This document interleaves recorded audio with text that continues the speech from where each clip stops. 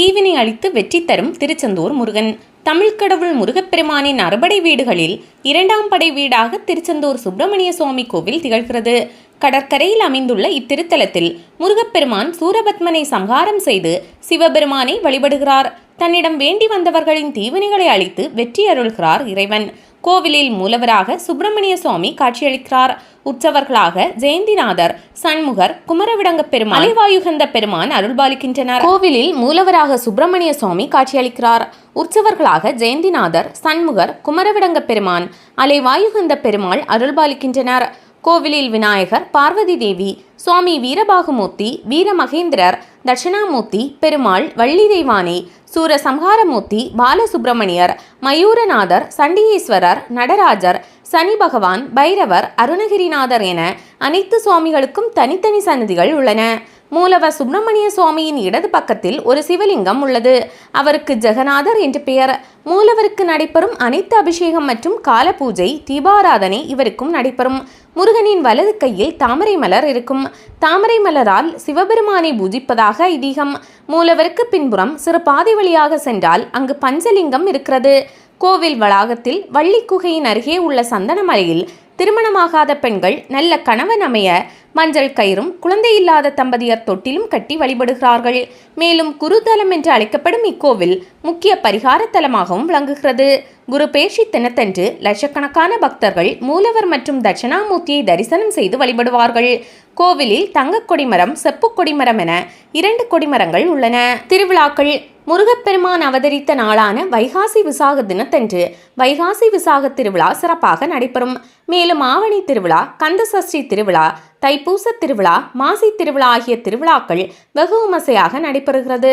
மாசி மற்றும் ஆவணி திருவிழா 7ஆம் நாள் மாலை மூலவரின் உற்சவரான சுவாமி சண்முகர் வள்ளி தெய்வானையுடன் தங்க சப்பரத்தில் சிவன் அம்சமாகவும், 8ஆம் நாள் அதிகாலை வெள்ளி சப்பரத்தில் வெண்பட்டு அணிந்து பிரம்மா அம்சமாகவும், அன்று பகல் வள்ளி தெய்வானையுடன் பச்சை நிற கடைசல் சப்பரத்தில் பெருமாள் அம்சமாகவும் பக்தர்களுக்கு காட்சி கொடுக்கிறார். எனவே முருகப்பெருமானை வழிபட்டால் சிவன், பிரம்மா, விஷ்ணு ஆகிய முப்பெரும் கடவுளை வழிபட்டதற்கு சமம் என்கிறார்கள். கந்தசஷ்டி திருவிழா 12 நாட்கள் வெகு விமர்சையாக நடைபெறும். 6ஆம் நாள் மாலையில் சுவாமி ஜெயந்திநாதர் சூரபத்மனை வதம் செய்யும் சூரசம்ஹார நிகழ்ச்சி கடற்கரையில் நடைபெறும். 7ஆம் நாள் இரவு சுவாமி குமரவிடங்க பெருமானுக்கும் தெய்வானை அம்பாளுக்கும் திருக்கல்யாணம் நடைபெறும். அதேபோல் பங்குனி உத்திர தினத்தன்று இரவு சுவாமி குமரவிடங்க பெருமானுக்கும் வள்ளியம்பாளுக்கும் திருக்கல்யாணம் நடைபெறும். கோவிலில் ஆண்டுதோறும் 2 வருஷாபிஷேக விழா நடைபெறும். சுவாமி மூலவர் பிரதிஷ்டை செய்யப்பட்ட நாளான தை உத்திர தினத்தன்று வருஷாபிஷேகம் நடைபெறும். ஒவ்வொரு ஆண்டும் ராஜகோபுரம் மகா கும்பாபிஷேகம் நடந்த தினமான தமிழ் மாதமானியில் மற்றொரு வருஷாபிஷேகம் நடைபெறும். ஆலயத்தில் மொத்தம் ரூபாய் 300 கோடி செலவில் பக்தர்களுக்கான பல்வேறு கட்டமைப்பு வசதிகள் கொண்ட பெருந்திட்ட வளாக பணிகள், கும்பாபிஷேக திருப்பணிகள் நடைபெற்றது. முருகப்பெருமானின் மற்ற அறுபடை வீடுகளான திருப்பரங்குன்றம், பழனி, பழமுதிர்சோலை, சுவாமிமலை, திருத்தணி ஆகிய சன்னதிகள் புதிதாக கோவில் நாளிக்கிணறு அருகே கட்டப்பட்டு வருகிறது. 16 ஆண்டுகளுக்கு பிறகு மகா கும்பாபிஷேகம்.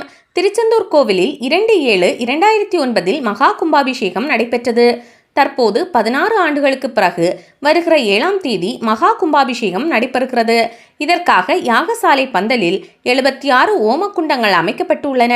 7ஆம் தேதி காலை 6:15 மணிக்கு மேல் 6:50 மணிக்குள் ராஜகோபுர விமான கலசங்களுக்கும் சுவாமி மூலவர், சண்முகர், ஜெயந்திநாதர், நடராஜர், குமரவிடங்க பெருமான் மற்றும் பரிவாரமூர்த்திகள் விமான கலசங்களுக்கும் புனித நீர் ஊற்றி மகா கும்பாபிஷேகம் நடைபெறுகிறது. 16 ஆண்டுகளுக்கு பிறகு கோவிலில் மகா கும்பாபிஷேக விழா நடைபெறுவதால் திருச்செந்தூர் விழாக்கோலம் பூண்டுள்ளது. கடலில் கண்டெடுக்கப்பட்ட சண்முகர் சிலை. 1648ஆம் ஆண்டு டச்சுக்காரர்கள் இந்தியாவின் மீது படையெடுத்தனர்.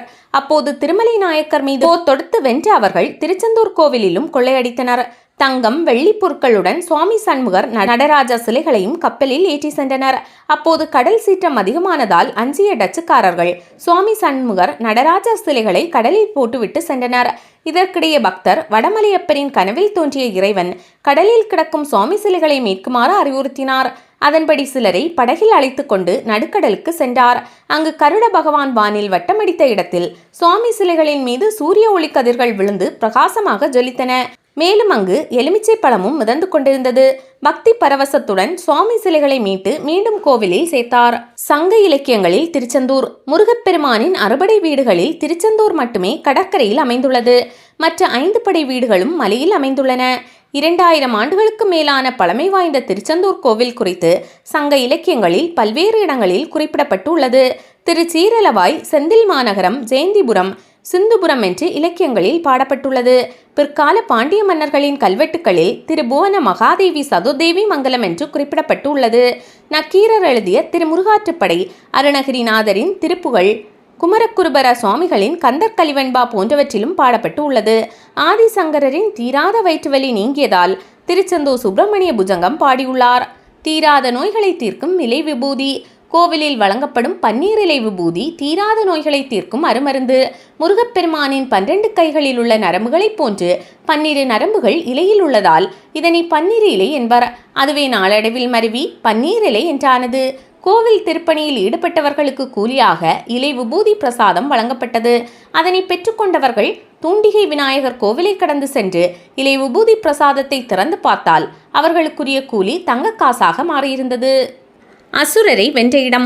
ஐப்பசி மாதம் வளர்பிறை சஷ்டி என்று சூரபத்மனை வெற்றி கொண்டு அவரை ஆட்கொண்டார் முருகப்பெருமான். இந்நாளை கந்த சஷ்டியாக கொண்டாடப்படுகிறது. இந்நிகழ்வு 2ஆம் படை வீடான திருச்செந்தூரில் நடந்தது. எனவே கந்த சஷ்டி விழா இங்கு விமர்சையாக கொண்டாடப்படுகிறது.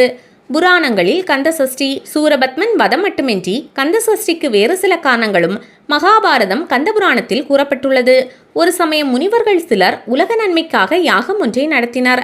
ஐப்பசி மாத அமாவாசை என்று யாகத்தை தொடங்கி 6 நாள் நடத்தினார். யாகத்தீயிலிருந்து ஒவ்வொரு நாளும் ஒரு வித்து வீதம் 6 வித்துக்கள் சேகரிக்கப்பட்டன.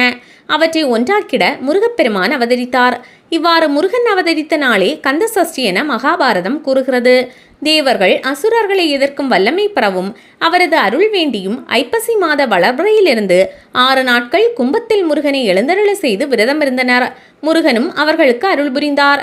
இதன் அடிப்படையில் ஐப்பசி அமாவாசையை ஒட்டி கந்த சஷ்டி கொண்டாடப்படுவதாக கந்தபுராணம் சொல்கிறது. மஞ்சள் நீராட்டு. கிராமங்களில் திருவிழாவின் போது கன்னியர் தங்களின் முறைமாமனுக்கு மஞ்சள் நீர் ஊற்றி மகிழ்வர். இங்கும் முருகனுக்கு மஞ்சள் நீராட்டும் வைபவம் நடக்கும். கந்த சஷ்டி விழாவின் கடைசி நாளில் முருகன் தெய்வானையுடன் வீதியுலா செல்வார்.